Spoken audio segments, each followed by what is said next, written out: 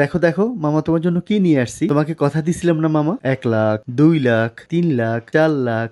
আসসালামু আলাইকুম। আসসালামু আলাইকুম ভাইয়া। ওয়ালাইকুম ভালো আসসালাম। আছেন? ভালো আছেন ভাইয়া? জি জি আসেন। আছেন। আসেন ভাইয়া। জি আসেন। ভাইয়া আসেন। এই যে মেয়েকে হাসপাতাল থেকে নিয়ে আসলাম। এখন এই অবস্থায় আছে। কি অবস্থা মামা, ভালো আছো? বলো মামাকে যে ভালো আছো কিনা বলো। জি ভালো আছি। আপনার ছেলে? জি বলো মামা আমি ভালো আছি বলো। ভালো আছি। বলো মামা আমি ভালো আছি, জোরে বলো। এদিকে তাকাও। মামার দিকে তাকাও, বলো মামা আমি ভালো আছি। ভালো আছি। ও একটু কথা কম বলে ভাইয়া, হ্যাঁ, কি একটু বলছিলেন তো বিবিআরের আপনি। সমস্যা তো। হ্যাঁ, আপনি নিজে তো বলছিলেন। জি যে- ও নতুন কাউকে দেখলে আর কি মিশতে পারে না। আচ্ছা, এখানে এখন সিলিন্ডার এখানে রাখছেন? এই 3টা অক্সিজেন আচ্ছা, অক্সিজেন। ওর প্রয়োজন।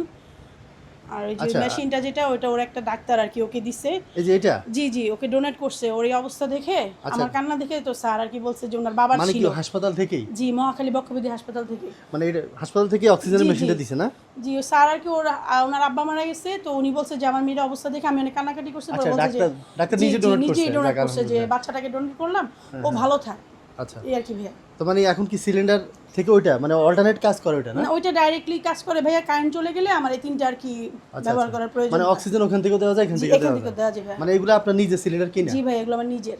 মানে এখানে বাসায় থাকতো সবসময়? জি এটা সবসময় আজকে প্রায় 2 বছর যাবত এগুলো আমার কাছে। আচ্ছা আচ্ছা, বুঝতে পারছি। জি ভাইয়া। ঠিক আছে, তো এখন আপনি হাসপাতাল থেকে বাসা কেন আনছেন? ভাইয়া হাসপাতাল থেকে বাসায় আনছি। হাসপাতালে ওরা কি বলে সবসময় বলে যে মেডিসিন দিয়ে রাখা লাগবে। ভাই এটা তো কোনো সমাধান না। তো এক ডাক্তার বলতেছে যে যদি দেশের বাইরে নিতে পারেন তাহলে হয়তো বা ভালো একটা উন্নত চিকিৎসা হবে, কারণ আমরা 4 বছর যাবত আমি বাংলাদেশে ট্রিটমেন্ট করতেছি, ওর কোনো উপকার আমি দেখি না ভাইয়া।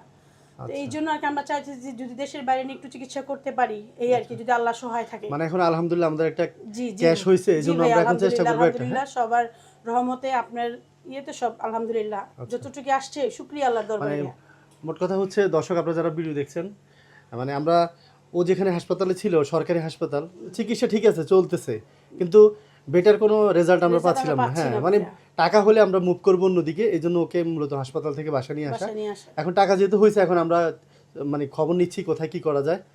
আর দেখ, আমাদের ইচ্ছা আছে চেন্নাইতে নেওয়ার জি না? ভাইয়া চেন্নাইতে নেওয়ার। বা প্রবাস থেকে অনেক ভাই আশ্বাস দিচ্ছেন না? জি জি অনেক ভাই বলছে যে আপনার বাচ্চার কাগজপত্রগুলো আমাদের দেন, ইনশাল্লাহ ছোট বাচ্চা আমাদের খুব মায়া লাগছে, আল্লাহ তো আমাদেরও সন্তান দিচ্ছে, আমরা চেষ্টা করবো যথাসাধ্য আপনার পাশে থাকার।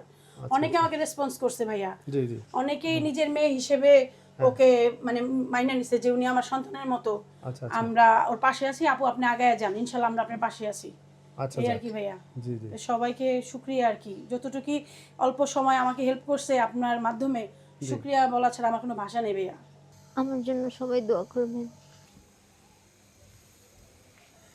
দেখো মামা, তোমার জন্য কি নিয়ে আসছি। হ্যাঁ, এটা কি চিনো? জি? কি বলো এটা? টাকা এখানে কত টাকা? অনেক। অনেক টাকা। না, হাতি নিতে পারো? পারবে? হ্যাঁ পারবে। নাও। হাতটা উঁচা করো। এই যে 1 লাখ, দুই হাত উঁচা করে এরকম করে, হ্যাঁ। 2 লাখ, 3, 4, 5, 6, 7। হ্যাঁ, এই 7 লক্ষ টাকা মামা তোমাকে কথা দিছি না হাসপাতালে যে তোমার জন্য কিছু করার চেষ্টা করব। এই 7 লাখ টাকা তোমাকে ভালোবেসে মানুষ পাঠাইছে তোমার চিকিৎসার জন্য। আরও 4 লাখ টাকা আছে প্রায় ব্যাংকে আছে, ওটা মানে মোট 11 লাখ টাকার মতোই ওর জন্য কালেকশন হয়েছে। আপনারা সবাই ওর জন্য দোয়া করবেন যাতে এই টাকাগুলো সঠিকভাবে কাজে লাগে, আর ওর জন্য দোয়া করবেন যেন ও সুস্থ হয়ে আবার স্কুলে যেতে পারে, ঠিকভাবে খাবার খেতে পারে। কত বছর খাবার খাও না শোনা? 2 বছর। শুনছেন, 2 বছর শক্ত কোনো খাবার খায় না, অক্সিজেন ছাড়া না, কিচ্ছু খায় না।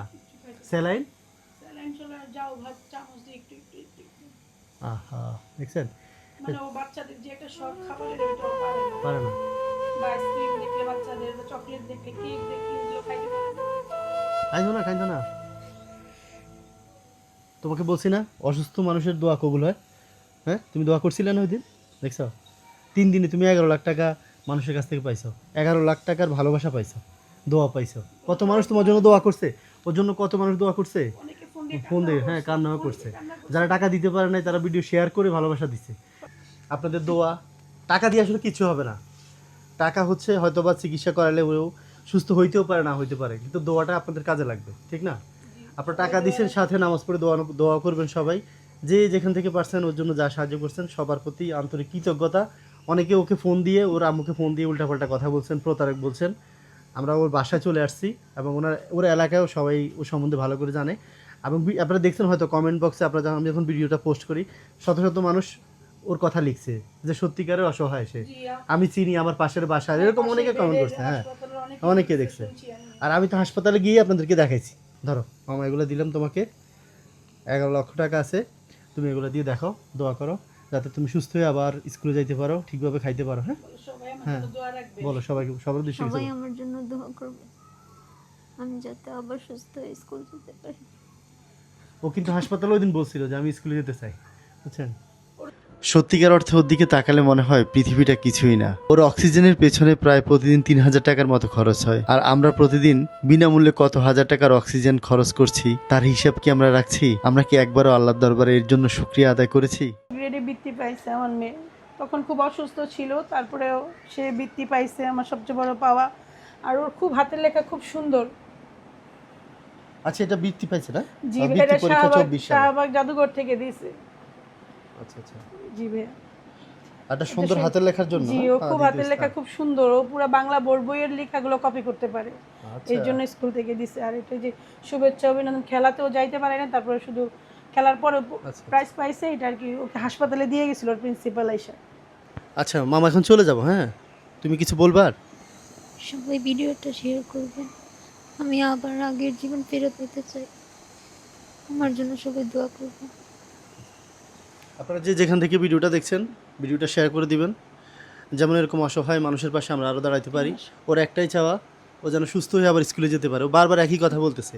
আপনারা সবাই ওর জন্য দোয়া করবেন, আর আমার জন্য দোয়া করবেন, আমি আপনাদের জন্য দোয়া করি। আর এই টাকাগুলো এখন ওনারা কালকে আজকে তো আর হবে না, হ্যাঁ, কালকে সকালে ভোরে এগুলো জমা দিয়ে দিবেন, ঠিক আছে? আর পরবর্তী ভিডিওতে আমরা জানাই দিব ওকে নিয়ে পরবর্তীতে আমরা কি করতে যাচ্ছি। টাকা দিচ্ছেন, ভালো কথা, সাথে দোয়া করেন। হ্যাঁ, আসসালামু আলাইকুম সবাইকে।